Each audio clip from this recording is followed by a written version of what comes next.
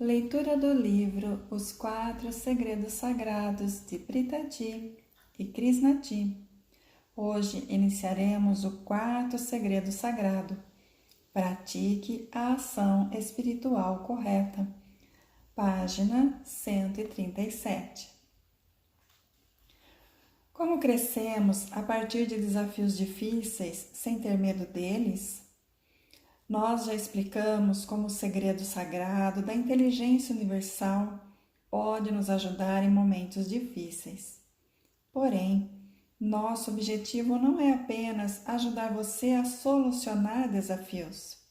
Também queremos compartilhar como se transformar nesse processo. O quarto e último segredo tem a capacidade de impactar toda a rede da vida. É o poder da ação espiritual correta. Na época da escola, aos 16 anos, eu tinha o hábito de sair de casa correndo na frente dos meus amigos, pegando os atalhos mais rápidos para chegar primeiro. Um dia, nesse trajeto, enquanto atravessava de bicicleta uma estrada por onde nunca passara, sofri um pequeno acidente.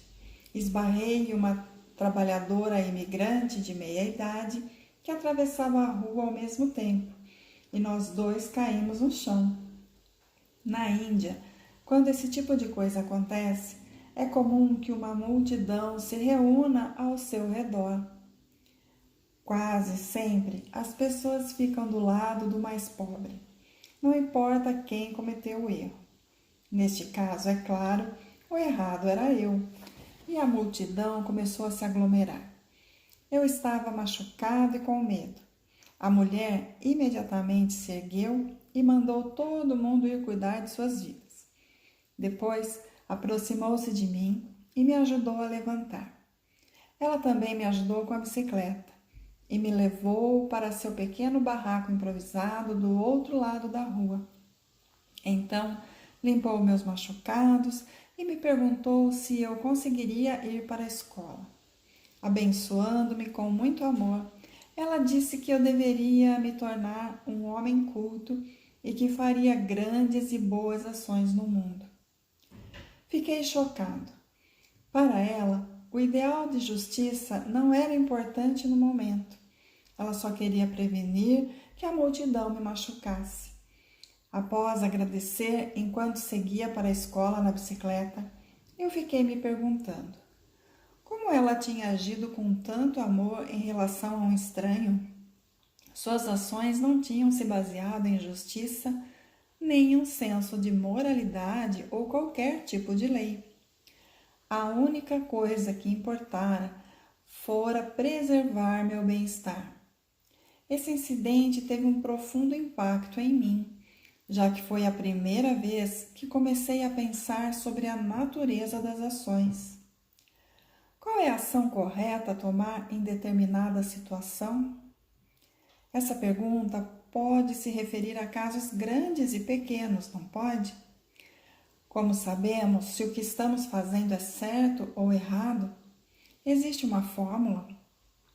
Nós não usaremos o termo fórmula para descrever o segredo sagrado da ação espiritual correta, por temermos que isso limite você a um raciocínio inflexível e rigoroso. A mulher que me salvou da multidão raivosa, com certeza não seguia o passo a passo de um guia. Seus atos foram espontâneos e naturais, saídos de um estado de profundo cuidado. Porém, quantas de nossas ações são assim? A verdade é que algumas das pessoas mais belas que conhecemos podem ter dificuldade em tomar atitudes. Assim como o rei de 10 cabeças, Ravana, cuja história contamos anteriormente. Elas têm desejos e crenças tão conflitantes sobre o que deveria e não deveria ser, que até o menor dos atos pode ser difícil demais. Hoje em dia, em nossa academia, Pritaji e eu definimos a ação espiritual correta como uma comunicação com o universo. Nós constantemente enviamos informações para essa expansão infinita de consciência com nossos estados de consciência. Sempre que chegamos a um belo estado de ser, cuja essência é a conexão, entramos em um alinhamento magnífico com o tecido unificado da consciência. Queremos compartilhar certos princípios para tomar ações corretas que lhe ajudarão a absorver a força dessa fonte. Nós chamamos os atos baseados nesses princípios de ação espiritual correta.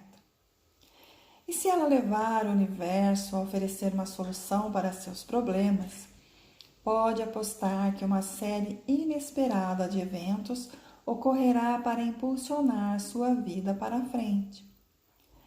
Na prática, a ação espiritual correta ocorre quando não estamos tentando desesperadamente controlar o fluxo da vida, mas, em vez disso, respondemos aos acontecimentos conforme surgem a partir de um poderoso estado de consciência.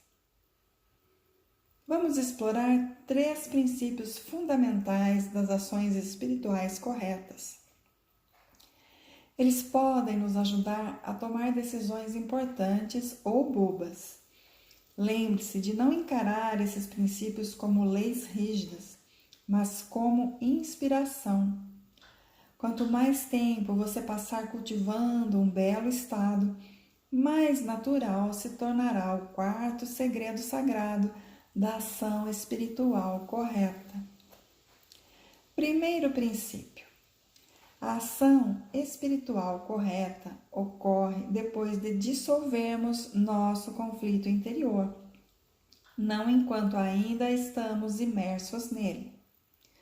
É comum que tomemos decisões sobre começar ou terminar um relacionamento enquanto nos sentimos irritados ou solitários. Nós abandonamos empregos por estarmos cheios de insegurança ou frustração. Resolvemos comprar ou vender algo enquanto sentimos medo de uma recessão. Como ações sensatas podem surgir de um estado insensato? Todos os estados de sofrimento sabotam a inteligência. Eles distorcem nossa percepção da realidade.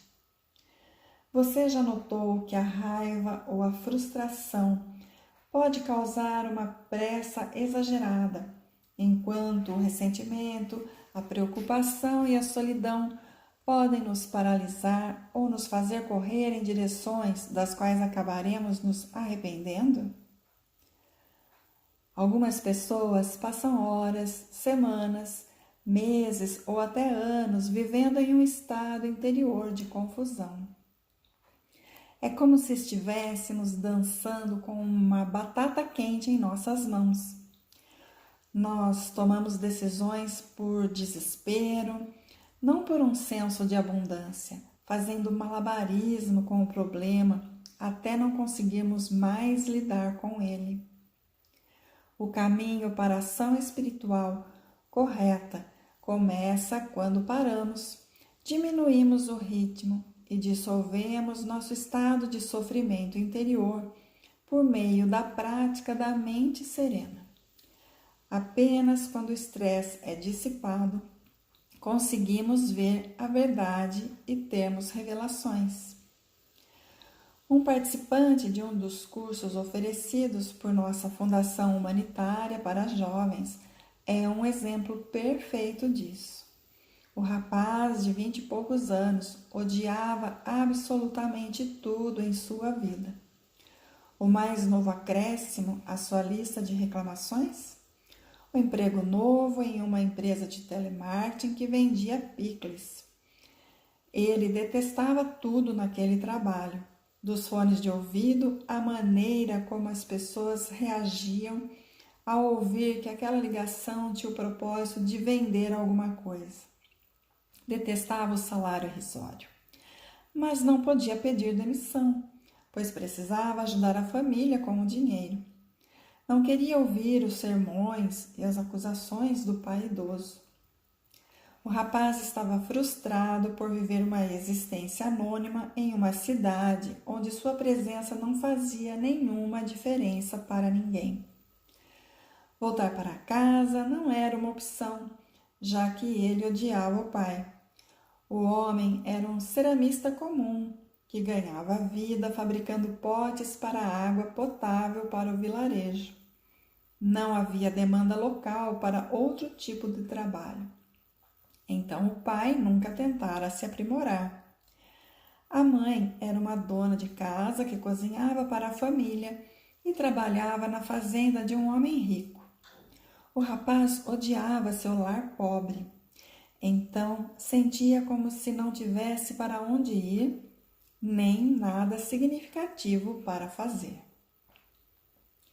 Um dia, em uma de suas ligações rotineiras para vender picles, ele entrou em contato com um dos voluntários de nossa fundação.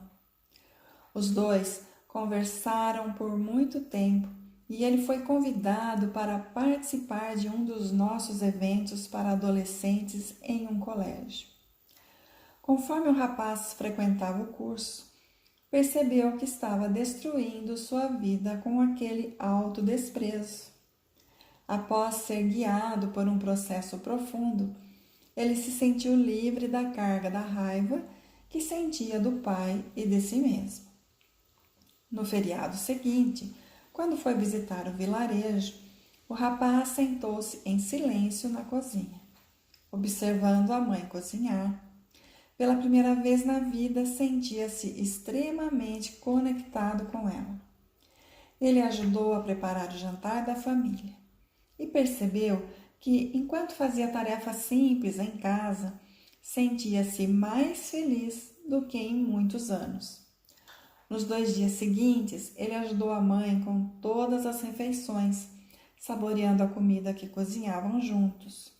Suas papilas gustativas ganhavam vida com o aroma e o sabor dos alimentos. Seu coração despertou para uma nova paixão. Com uma clareza e uma coragem imensas, o rapaz pediu demissão do emprego na empresa de telemarketing, voltou para o vilarejo e aprendeu a cozinhar as variedades de comidas nativas e seus inúmeros ingredientes secretos com a mãe e outras mulheres locais. Hoje, ele está empregado em um dos nossos campos como principal chefe e faz de tudo para suprir as necessidades culinárias de nossos alunos e fazê-los se sentirem em casa. Ele é um chefe em um belo estado de ser, e seu estado acaba se traduzindo no gosto incrível de tudo que cozinha. Oportunidades surpreendentes e prosperidade surgirão se você refletir sobre suas decisões de vida após dissolver seus estados de sofrimento, não antes. Vamos conversar sobre o segundo princípio da ação espiritual correta agora. Segundo princípio, a ação espiritual correta é executada a partir de um belo estado de ser. Em um belo estado, você naturalmente pensa no seu bem-estar, assim como no bem-estar dos outros. Quando estamos em um belo estado de ser, nós nos conectamos à experiência de todas as partes importantes. A ação espiritual correta não se trata de sacrificar nosso bem-estar pelo do outro. Com frequência, nós nos tornamos amargurados e nos arrependemos dos sacrifícios que fazemos. Às vezes, também esperamos gratidão daqueles por quem nos sacrificamos. E quando sentimos que não fomos respeitados o suficiente, entramos nos estados de sofrimento de desconexão, o que acaba levando a um outro conjunto de problemas. A ação espiritual correta também não significa ignorar o bem-estar das pessoas ao seu redor. Ela surge de um belo estado de conexão, no qual é impossível ignorar o bem-estar do outro. Em situações complicadas, nas quais os sentimentos de mais de uma pessoa estão em jogo, você acaba agindo da maneira que acredita causará menos danos.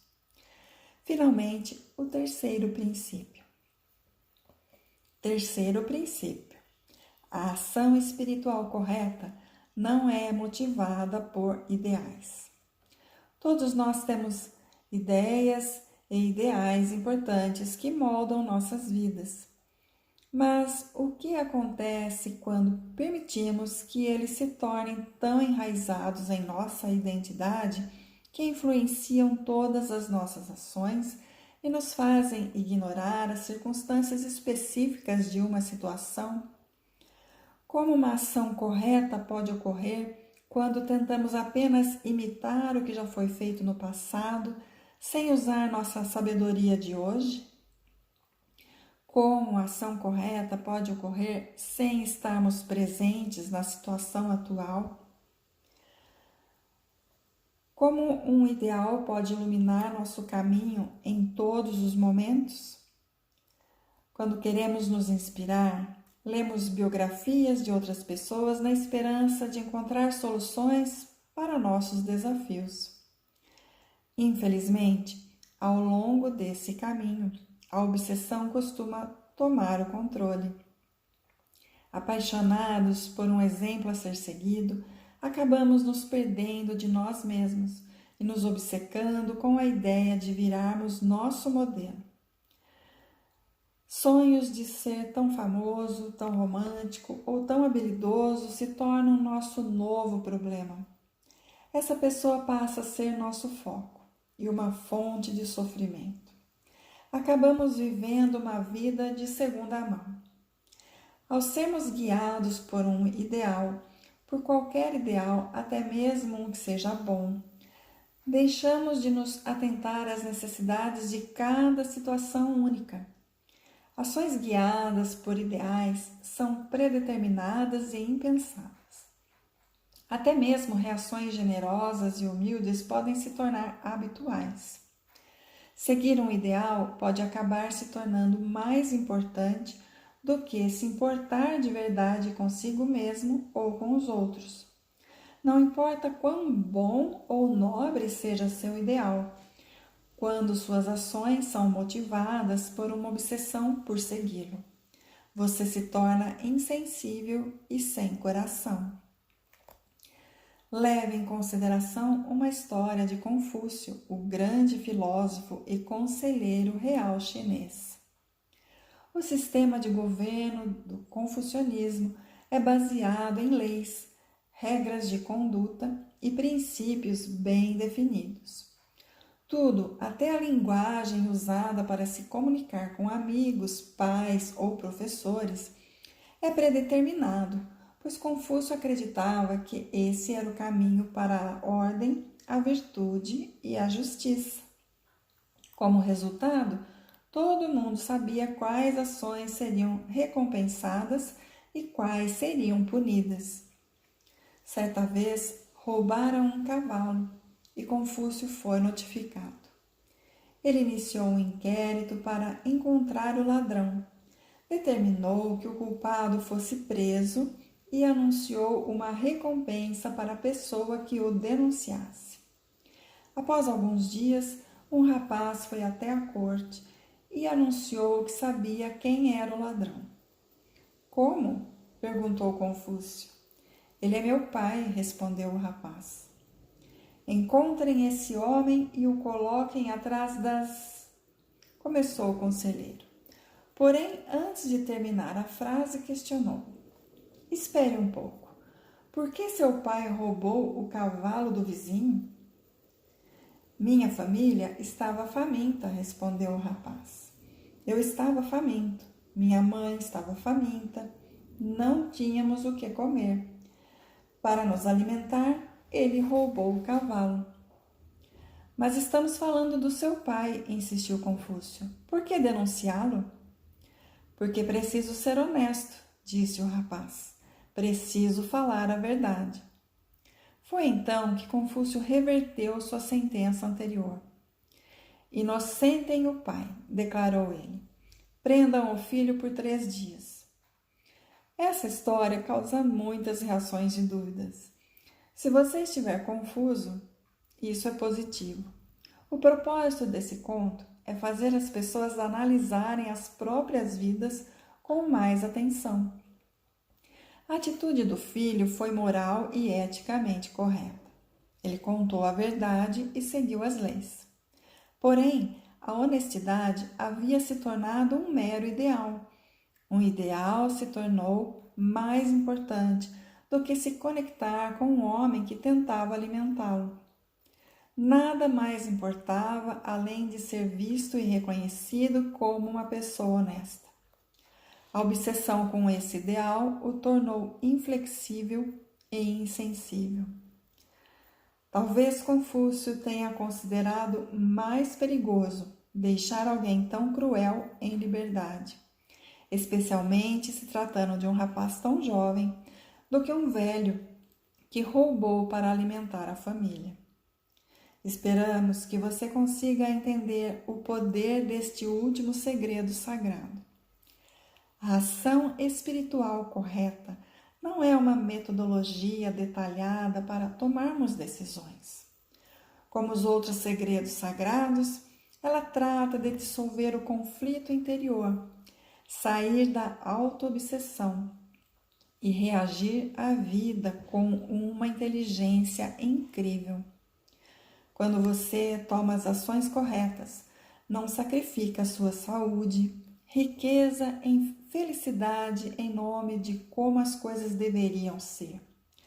Você cuida do seu valor e da sua felicidade. A ação correta começa com você e, inevitavelmente, se espalha e impacta a vida de outras pessoas. Com frequência, ela é o primeiro passo na direção de fazer grandes coisas na vida. Dependendo da sua visão espiritual, você vive uma bela vida. Dependendo da prática da sua verdade interior, você dissolve seu sofrimento e desperta para um belo estado de ser. Dependendo do seu belo estado de ser, você executa ações espirituais corretas, levando a um maravilhoso destino individual e coletivo. Dependendo do quanto você acessa a inteligência universal, sua vida adentra o domínio dos milagres.